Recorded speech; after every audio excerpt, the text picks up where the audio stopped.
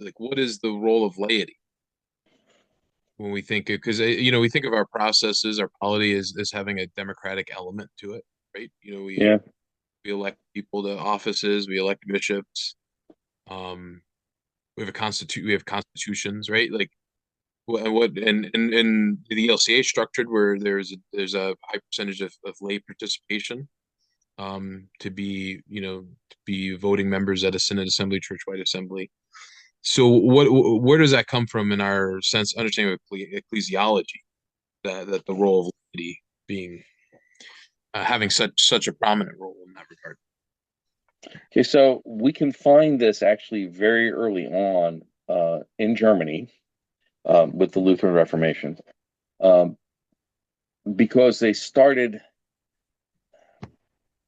having what they call diocesan councils. Once you don't have bishops, you have to think about a new way of running the church. Okay, Mm-hmm. and right away it went to the idea of superintendents in Germany. And remember, the story is going to be different in Scandinavia because they kept bishops, but in Germany, um, where I think most of our polity really devolves from, they have pastors who are heading congregations that now they have to make things work on a multi-congregational level, like a diocesan level or synod level.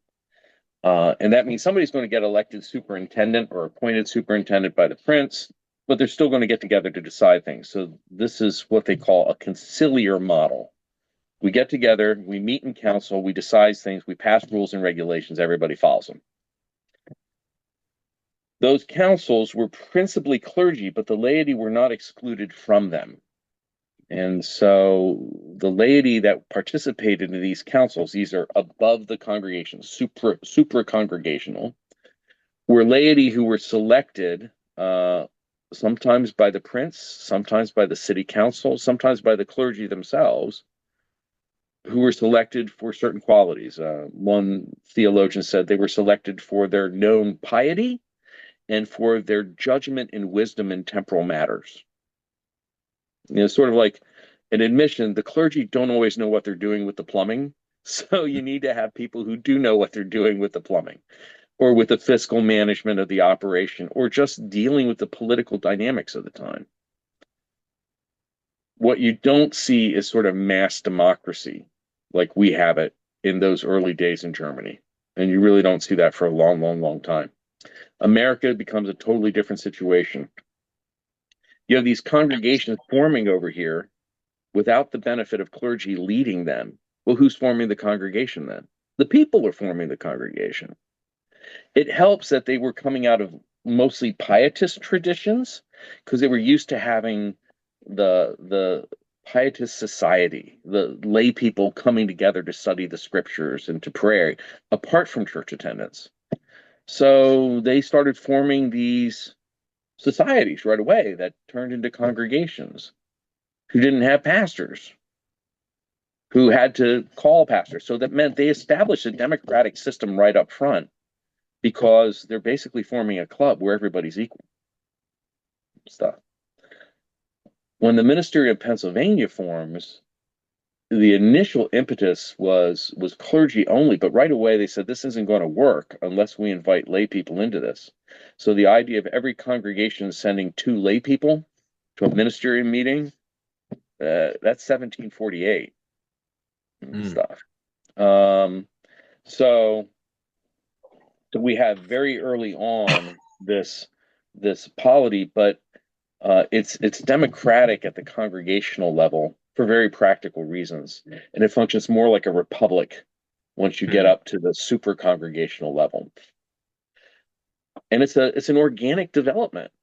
And notice it precedes the American Revolution and everything else. So Mm. it's not like it's highly influenced by American political thought as much as it is simply a practical outgrowth of the situation, which fortunately had pietism behind it to get it started. And the development of the ministeriums, they're drawing upon the Lutheran dogmaticians who are talking about conciliar government above the congregational level. So the synod forms as the first ministerium forms as a diocesan council. And they even say right off the bat, we'll get together when we have to get together. It'd be good if we met every year, but that's not written on lead with an iron tool. And this matches what the dogmaticians had been saying for 100 years before that. And when the general synod forms, it's what would be called a provincial council or a particular council. So those supra congregational levels, they're drawing upon things that had been talked in Germany for over 100 years already about how to run the church. But the thing that is sort of really new is mass democracy at the congregational level. That's an American innovation at that Mhm. point. To be perfectly honest, the dogmaticians of Lutheranism were of the opinion that an aristocratic form of government was the best form of government.